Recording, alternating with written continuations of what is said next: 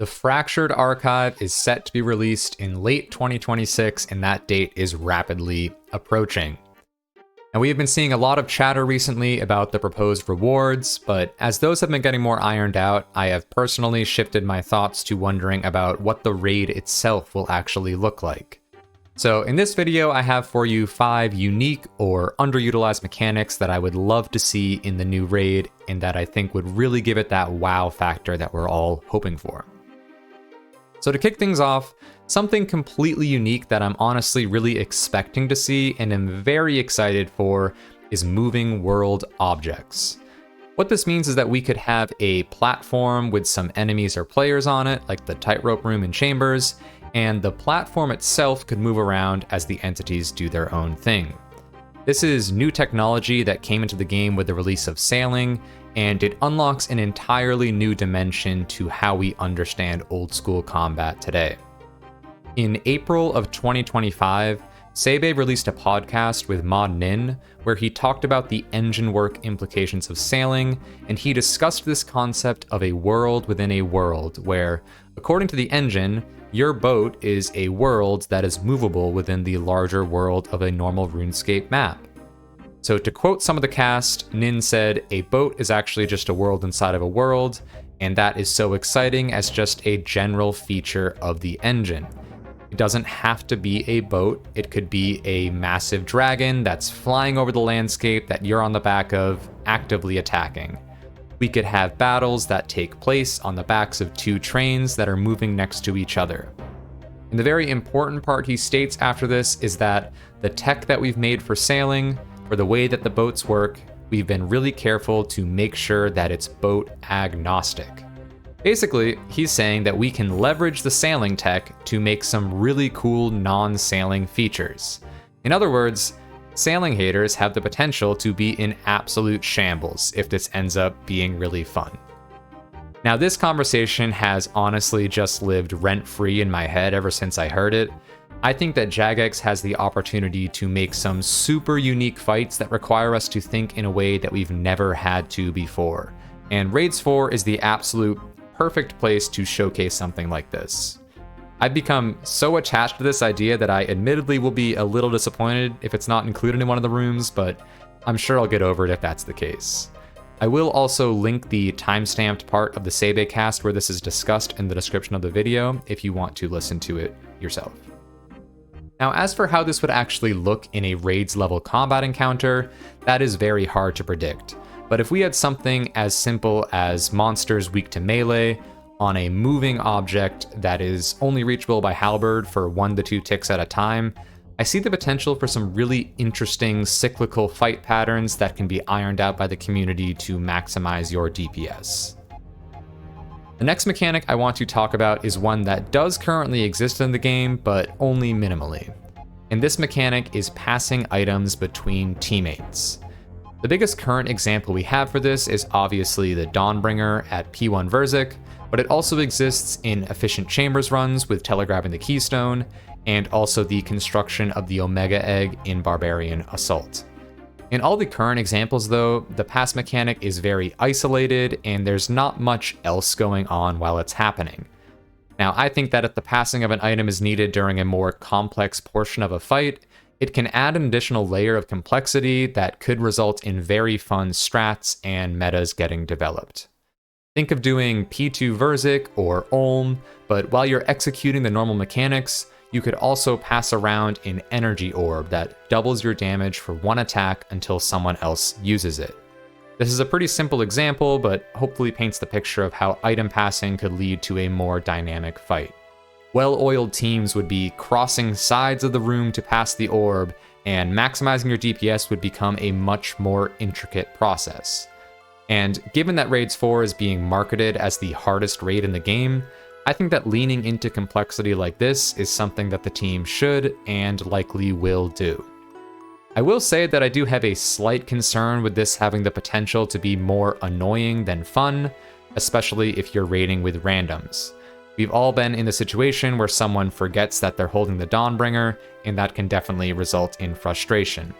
But the upside here is that we're able to actually reward good team play, which is something that old school needs a lot more of in my opinion. If you've ever done synchronized 4-to-1 Olm, hog tanking, or even duo necks, you'll know that this feeling of being in sync with your teammates feels really nice and is also not super common in the game. I think that the correct solution for the potential downside here is to have whatever item you're passing around not be a hard requirement to use like the Dawnbringer, but rather just a significant boost in DPS. This means that you'll be incentivized to partake in the mechanic, but you're not going to wipe if you have one bad actor on your team. The next thing I'm hoping to see is a dedicated tank role in the raid. This is a very common thing in other MMOs, and we've yet to really see tanking as a form of skill expression outside of the wilderness in old school. Having more dedicated roles in general is something I definitely expect to see, as this is more prevalent in ToB and had pretty positive reception in the community. On the surface, tanking feels straightforward with combo eats, but I actually think there's potential for a surprising amount of depth here. For starters, the tank could have to focus on prayer switching, moving, combo eats, and equipping Phoenix necklaces, but even past that, there's also room for some interesting emergent gameplay with stalls in the game.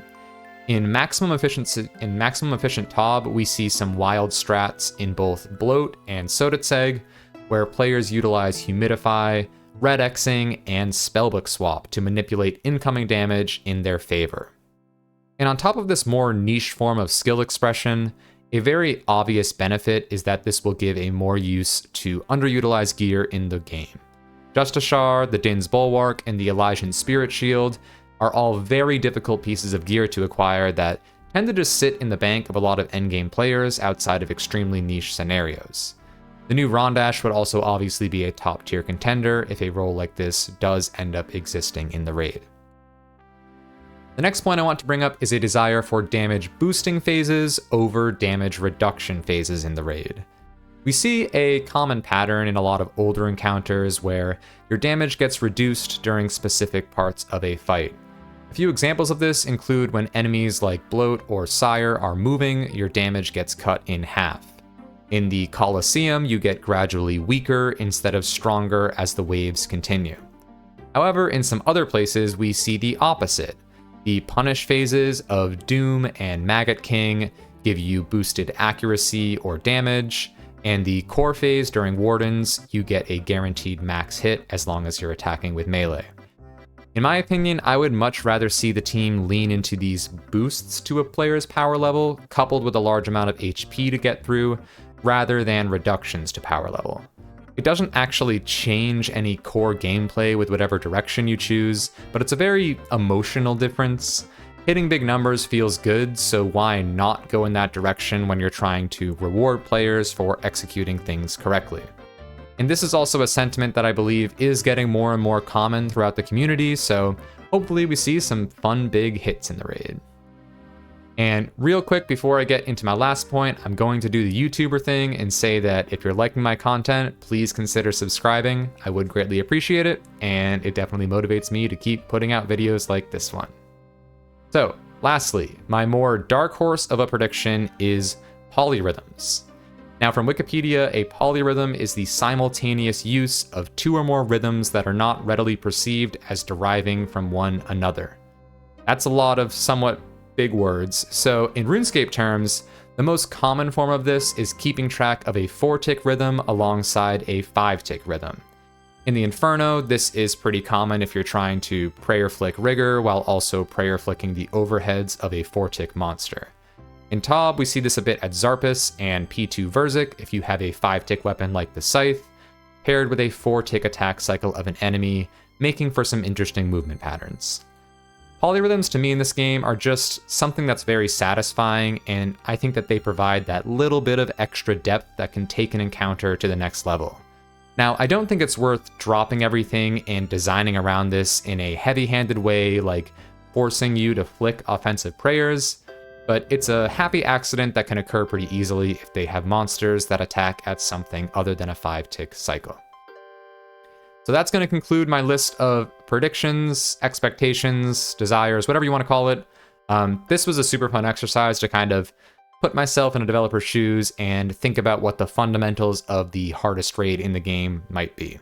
I am beyond excited to see what the raid actually entails, as I'm sure many of you are as well. So thank you very much for watching, and I will see you next time.